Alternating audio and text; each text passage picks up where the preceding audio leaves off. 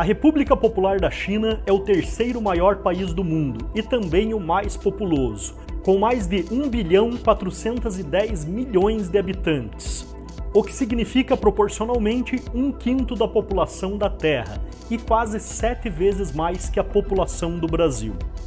É uma das mais antigas civilizações do mundo e foi governada durante a maior parte da sua história por monarquias hereditárias, conhecidas como dinastias, que tiveram seu início com a dinastia Xia, aproximadamente 2.000 anos antes de Cristo, e terminaram com a queda da dinastia Qing em 1911. Sua história de guerras pela expansão territorial e domínio do mundo começa em 221 a.C., quando a dinastia Qin começou a conquistar vários reinos para formar um império único. Ou seja, o desejo de dominar o mundo já está no DNA dos chineses desde o início da sua história. Em 1911, a China se tornou uma república democrática após a queda da dinastia Qing. Porém, desde 1927, os comunistas já tentavam tomar o poder. Em 1947, em meio a uma longa guerra civil, o Partido Comunista assumiu o poder na China, e seu líder, Mao Tse-tung, anunciou o nascimento de uma nova nação, a República Popular da China, descrita por ele mesmo como uma ditadura democrática popular liderada pela classe trabalhadora e baseada na aliança de trabalhadores e camponeses.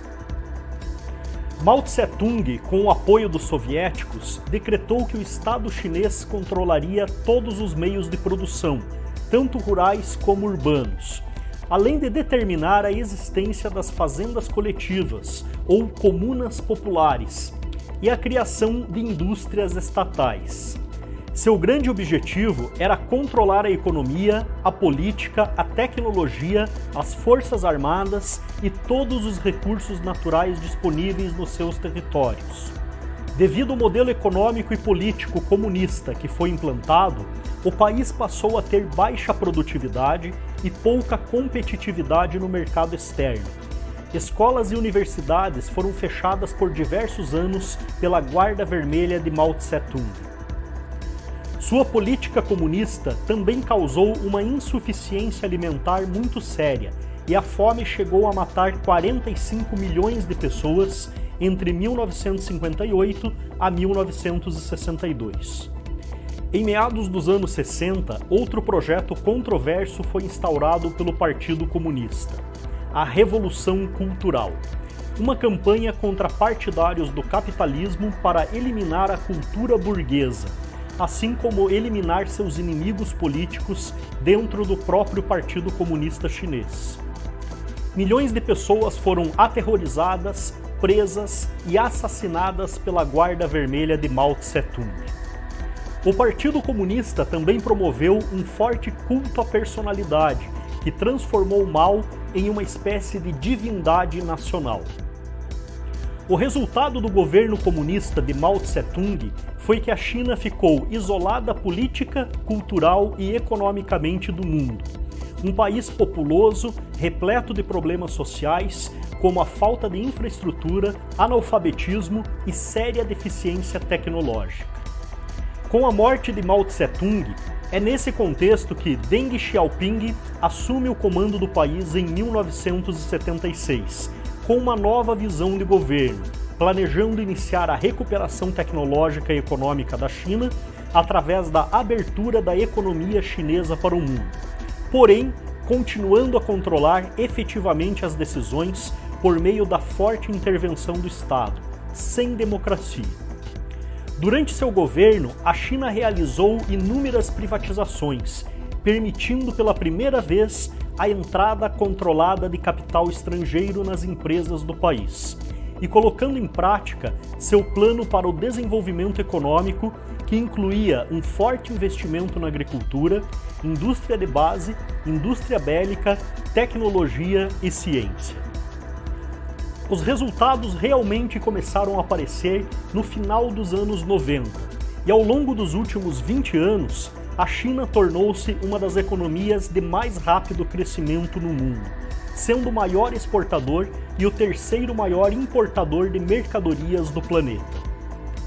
Sua industrialização foi promovida praticamente sem regras e com um incentivo ilimitado do governo, o que reduziu a sua taxa de pobreza de 53% em 1981 para 8% em 2001. Atualmente, o Produto Interno Bruto chinês só é superado pelo dos Estados Unidos. No entanto, em termos de paridade de poder de compra, já é o país mais rico do mundo. A China também possui o setor bancário mais rico e a instituição com o maior total de ativos, o Banco Industrial e Comercial da China. E é também o principal gigante comercial. Produz e exporta mais que qualquer outro país, com 119 empresas na lista das 500 maiores do mundo. Nos últimos 40 anos, a China comunista se transformou de um país pobre e rural em uma superpotência industrial, econômica, tecnológica e científica. Além disso, é reconhecida como uma potência nuclear e possui o maior exército do mundo em número de soldados e o segundo maior orçamento de defesa do planeta, perdendo novamente apenas para os Estados Unidos da América. Acompanhando toda a sua história, fica óbvio que a China quer sim dominar o mundo, mas ao contrário do que muitos imaginam, seu objetivo nunca foi fazer isso através de uma guerra ou da invasão de territórios como estamos acostumados a ver durante toda a história da humanidade. A China aparentemente aplica os conhecimentos do general Sun Tzu, que viveu entre os anos 544 a.C. a 496 a.C., e escreveu um tratado sobre táticas militares chamado A Arte da Guerra, livro que atualmente também é leitura obrigatória nas melhores escolas de negócio em todo o mundo. Algumas das principais lições de Sun Tzu encontradas nesse livro, e que podemos ver claramente que são utilizadas pela China em suas estratégias, são: a suprema arte da guerra é derrotar o inimigo sem lutar, e se o inimigo deixar uma porta aberta, precipitemo-nos por ela. Dessa forma, governantes como Deng Xiaoping, Jiang Zemin e o atual presidente Xi Jinping entenderam que a melhor forma de dominar o mundo seria dominando o comércio, a economia global, os setores estratégicos como comunicações, geração de energia, logística e, lógico, construir um potencial bélico forte o suficiente para poder manter sua posição.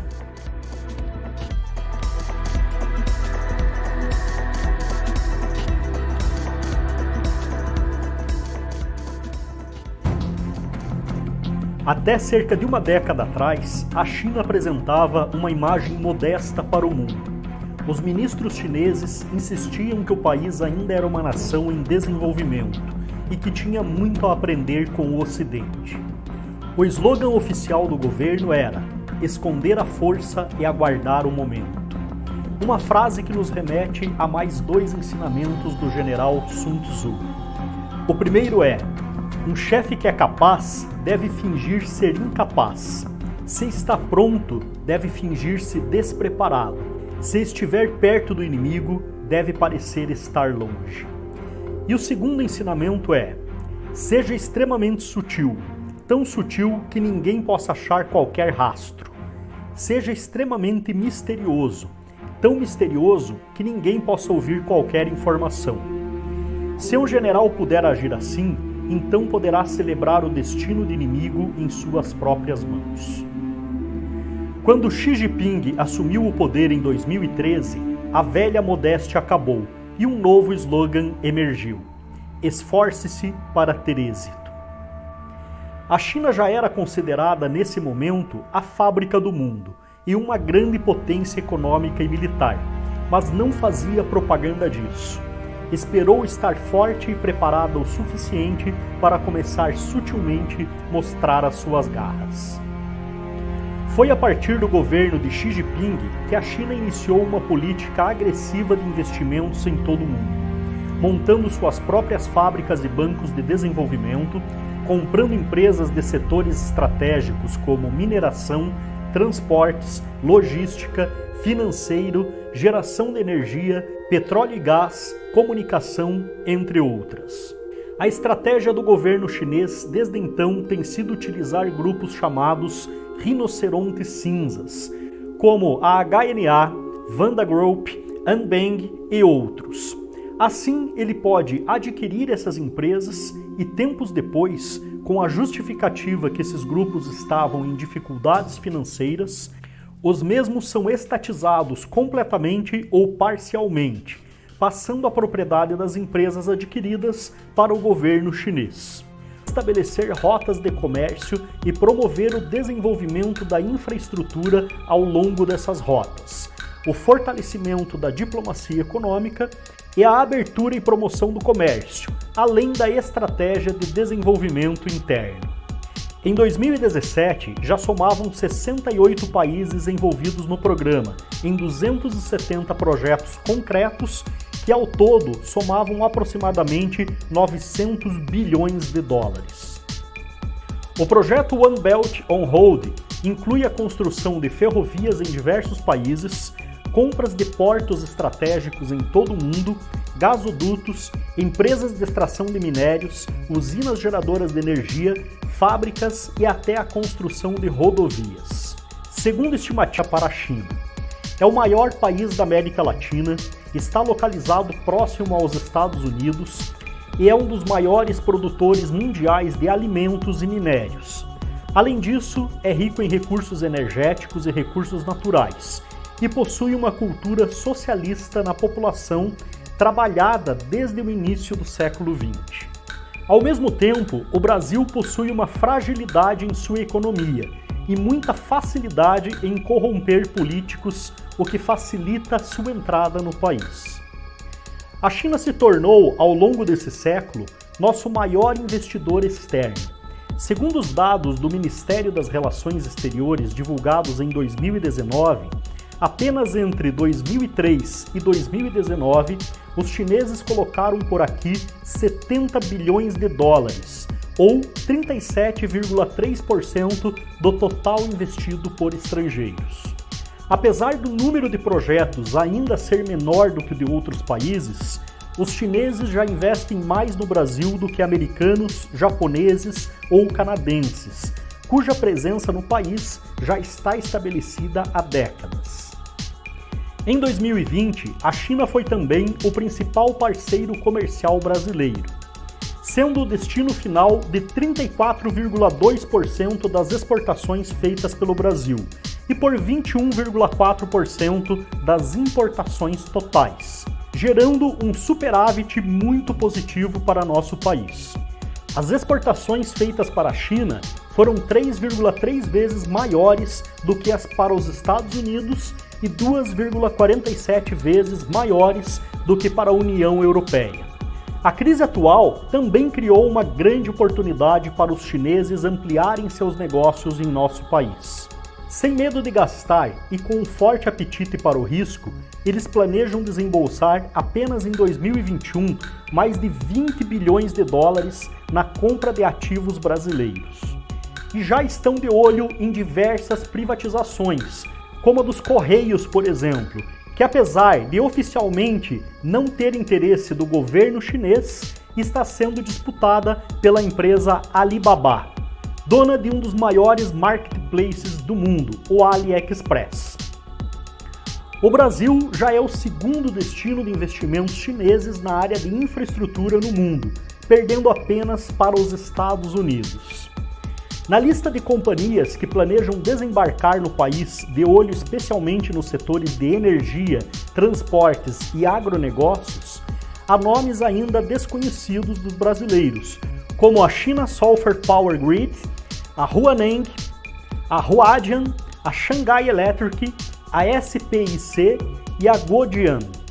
Enquanto essas companhias não chegam, outras chinesas estão mais avançadas na estratégia de expandir os negócios.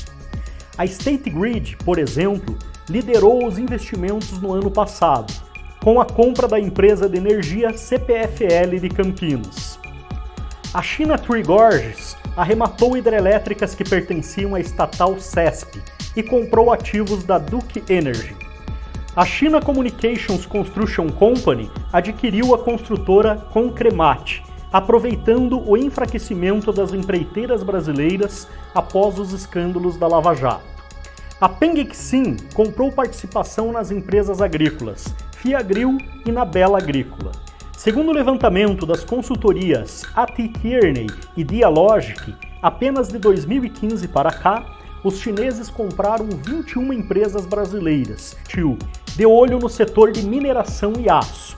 Essa mesma empresa hoje detém uma participação na Companhia Brasileira de Metalurgia e Mineração, que aposta na exploração do nióbio.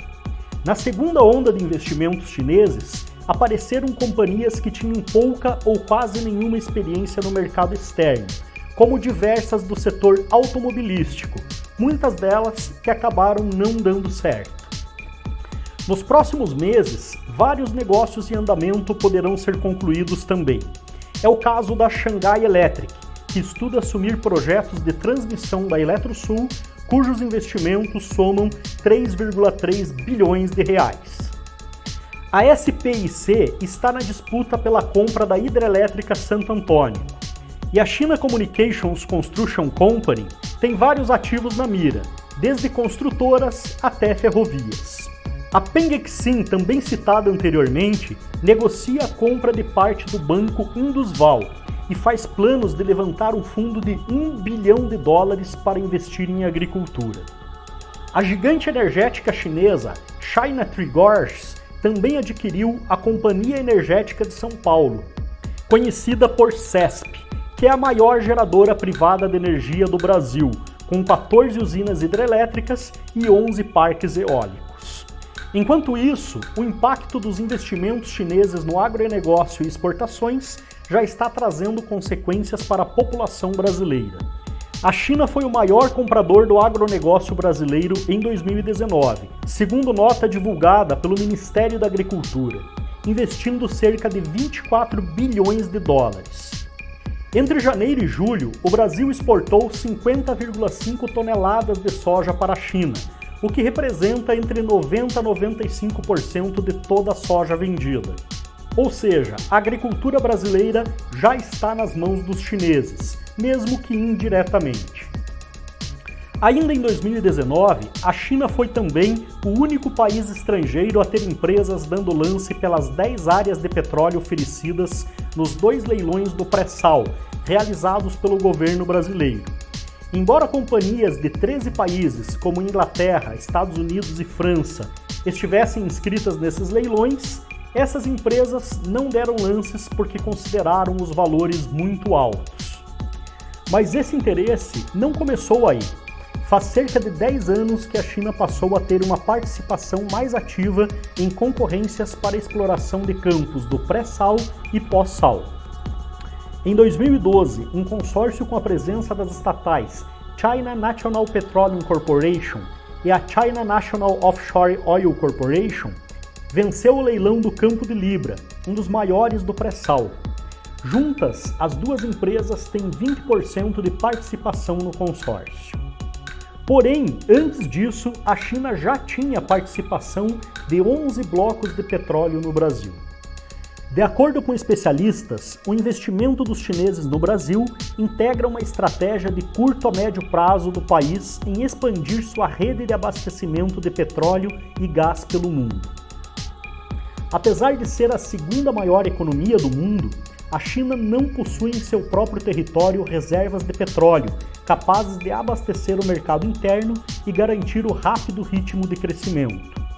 Por esse motivo, o presidente chinês Xi Jinping lançou nos últimos anos uma ofensiva para diversificar ao máximo as fontes de extração de gás e petróleo por empresas chinesas, com grandes investimentos em operações de petróleo na África, no Oriente Médio, na Venezuela e também no Brasil. Outra área de muito interesse da China é a de comunicação. Na China não existe liberdade de imprensa e, com exceção de alguns meios de comunicação privados, o setor de mídia está sob o controle estatal. Porém, já é o maior investidor externo em redes de comunicação no Brasil. A Rede Globo e a Band, e até mesmo a EBC, empresa brasileira de comunicação, fizeram acordos de cooperação econômica com a China Media Group, um conglomerado estatal de telecomunicações com ampla atuação no território chinês e com ações operacionais espalhadas em diversas partes do mundo. A justificativa usada para esses acordos de cooperação tem sido a troca de programas, compartilhamento de conteúdos, produção conjunta, transmissão cooperativa, formação de pessoal e intercâmbio tecnológico. O GMC, grupo estatal criado em 2018 como resultado da fusão da Televisão Central da China, da Rádio Nacional da China e da Rádio Internacional da China, também fechou acordo com o Ministério da Cidadania brasileiro para intercâmbio de programas de filmes, promoção de festivais de cinema nos dois países e abertura de conversas para estabelecer um canal de TV por assinatura dedicado exclusivamente a programas e filmes chineses brasileiros. Mas não é apenas através de acordos de cooperação oficiais que a China interfere na imprensa brasileira. Ela também faz isso através da verba publicitária das empresas que adquiriu no Brasil e até mesmo pela compra de veiculação de conteúdos de seu interesse.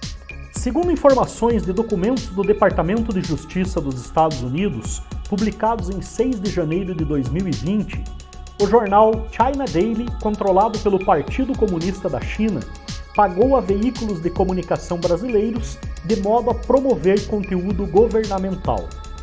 Na lista, a empresa Folha da Manhã S.A., dona da Folha de São Paulo, arrecadou $405 mil entre 2016 e 2020. Apenas em janeiro de 2019, a Folha de São Paulo recebeu $41,4 mil para publicar material governamental chinês. Os recursos também se destinaram à editora Globo, responsável por arrecadar $109 mil entre 2017 e 2018. O jornal Correio Brasiliense também abocanhou $15.450 em novembro de 2019. Essas são apenas as informações que se tornaram públicas, pois é possível que o financiamento da China para veículos de comunicação no Brasil, de forma direta ou indireta, seja muitas vezes maior. O novo passo para a dominação cultural da China é a compra de escolas e universidades em todo o mundo, ou mesmo o financiamento direto ou indireto de projetos e pesquisas, forma de investir indiretamente nessas instituições. No Brasil, os primeiros passos já estão sendo dados. Recentemente, o Partido Comunista da China inaugurou na cidade do Rio de Janeiro a primeira escola chinesa internacional. A instituição foi criada com financiamento da ditadura e de empresários do país asiático. Segundo o site do colégio, inaugurado em 11 de maio, o objetivo é proporcionar ensino de qualidade. O modelo usado será o da educação básica chinesa, com ensinos do pensador Confúcio em ambiente trilíngue, mandarim, português e inglês.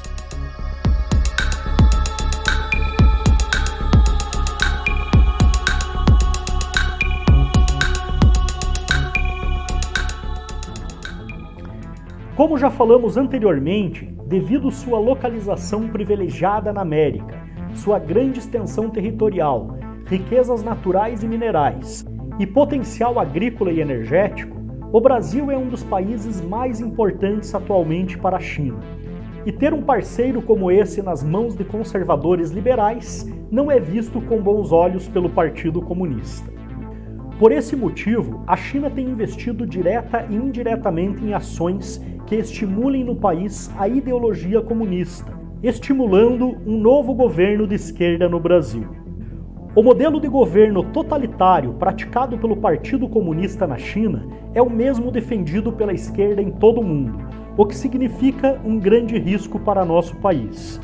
Já que uma vez caindo nas mãos de um ditador, corremos o risco de virarmos uma nova Venezuela, uma nova Cuba, e não uma China com todas suas características capitalistas e socialistas.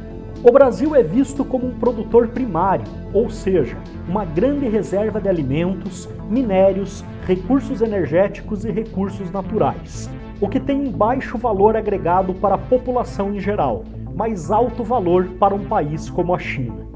A China pretende continuar sendo a fábrica do mundo e se tornar a maior potência global. E sua maneira de manter o poder é continuando a ser a grande potência econômica, militar, tecnológica e científica.